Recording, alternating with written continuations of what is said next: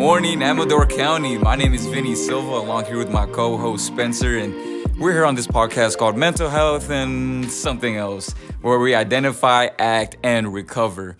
And so a little bit about today, we kind of wanted to go over not only our passions and our why we see adults in the mental health field, but also their recovery process and giving practical steps and skills for people to go ahead and follow.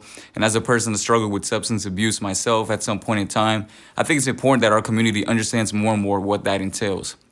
I think Spence also has some of his experiences that he would like to share. Yeah, thanks, Vinny.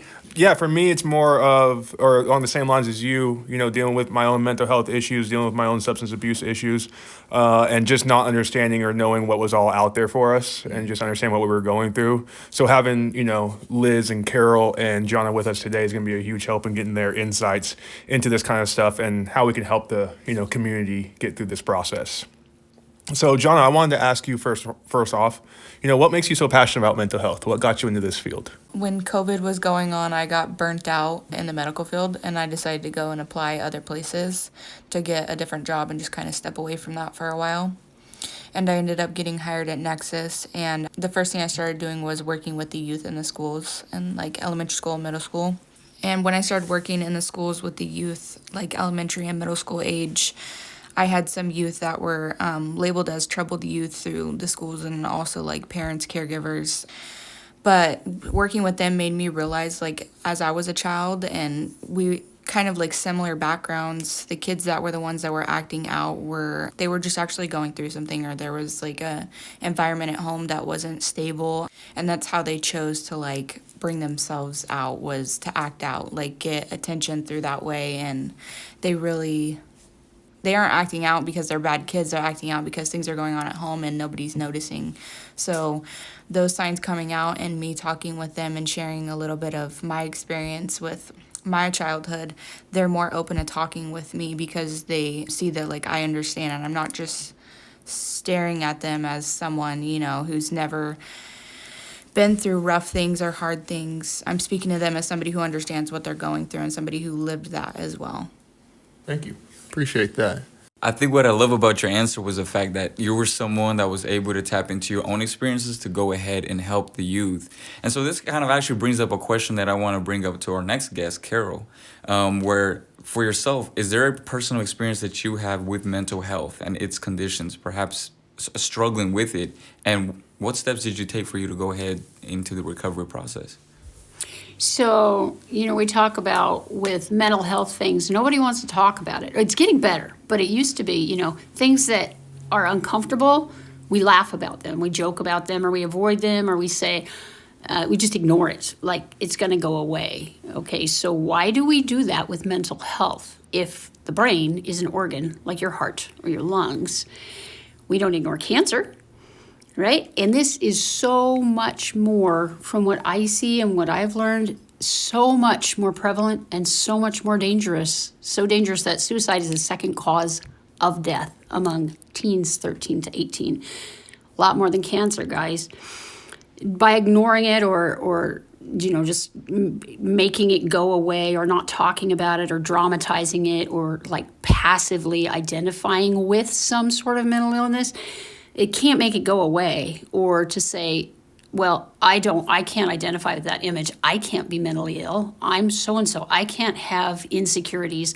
This is my position in life. Well, guys, I can really speak to that. I had the most perfect family. As a teenager, we were perfect. We did everything right. And nobody knew how anorexic I was. When you're 103 pounds and 5'7", and you tell everybody you're 118 just because it sounds better, and you pile on a lot of clothes and you're thinking something's not right, but you don't know who to talk to and you don't know what to do. So you just kind of keep going with it.